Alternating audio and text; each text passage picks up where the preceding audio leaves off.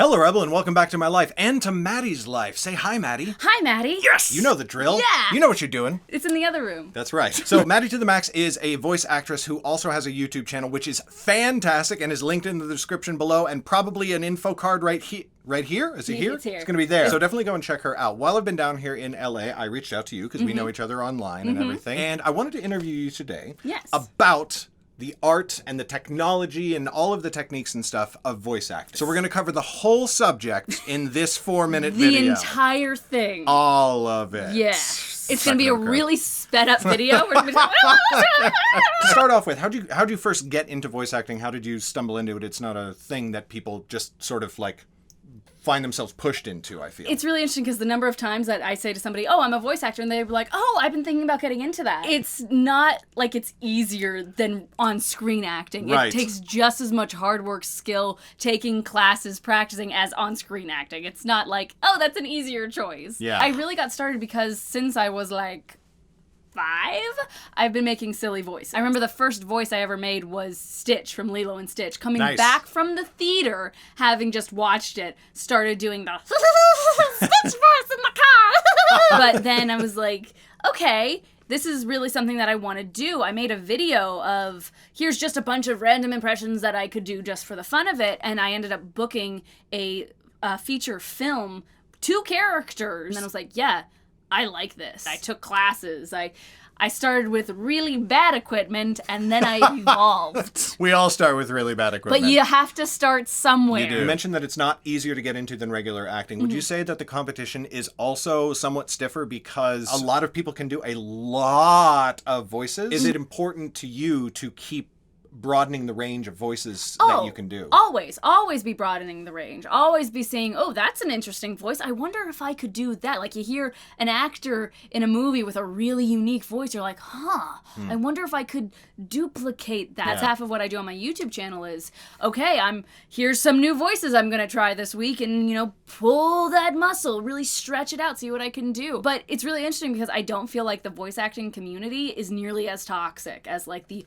Hollywood on-screen community. As somebody who has lived in Los Angeles most of his life, yeah. You have this weird sort of like internal looking at yourself. Right. Like as an actor, you're constantly going, oh, did I not get that part because of my hair or my eyes or my boobs? The number of roles I've lost because of my boobs. I'm telling you. Whereas voice acting, you didn't get the role because it was your voice. Right. Plain and simple. That was it. You're only working with one thing. That's it. Doesn't matter what you look like. I have so much more freedom now to look the way that I want to look that I'm actually embracing it more and loving myself more. That's really great. Yeah. Yay. Yay. Oh. Yay for loving yourself. There's definitely different ranges for voice acting. There's commercial, narration, audiobook, cartoons, which most people when they're like, oh, I want to do voice acting, they think it's just cartoons. It's a whole spectrum, and they're very different voices. Commercial voices, thank you for calling Toyota. We'll be with you shortly. I think you've talked to me before. And then there's the cartoons where you get to do the silly voice, where you get to play the little kid or the old grandma. But then it's knowing what your own voice can do, because for Disney, they don't want the silly voices unless you're Alan Tudyk. Okay. Then Alan Tudyk can just do all the crazy voices. Do whatever you want, buddy. If you're Alan we Tudyk, love you. Just do all the voices. So know your own voice. Know what you can play with your own voice. Right. The number of times I've gotten cast to be a mother, it's like all you do is put love into your voice and suddenly you're a mom. I mean, listen, closing my eyes, that sounds like a mom to me. I don't know what to say. You don't want to go too hard in audiobooks because it's a very different listening experience. Yeah, you don't want to come in like, okay, I'm going to do the narration as Iago.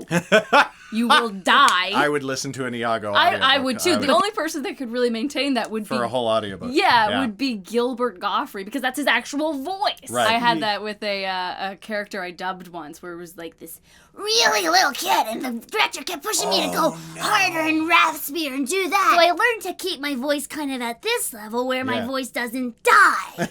So I've been doing my own audiobooks recently, and you're narrating them? I am, yeah. And I'm learning very quickly. I have a wheelhouse. I have a very, definite wheelhouse. So we made a collaboration video that we mentioned before, and I will link at the end of the video. And I was looking through the lists of Disney characters that I could do, and it was like, nope, not him, not him. Definitely him. Absolutely that one. Yes. Okay, good. You're always working within a wheelhouse. Yes, and you do know that, though, but you know that. Right. Because you've practiced. Yes. Because you've done things, and you're like, no, that didn't work. Get out your phone and just practice. Right. And hear yourself back. That's really key. Exactly. Because what you hear in your ears is different from what the mic is actually hearing, because you have different, in your head, the vibrations make it sound differently. Everybody remembers the first time they heard their own voice recorded, because it's like, no, that's not me. Yeah. It's like this impact is made on you. When you're going back and listening to your own voice, I personally feel like actually more important than the quality of the microphone you recorded on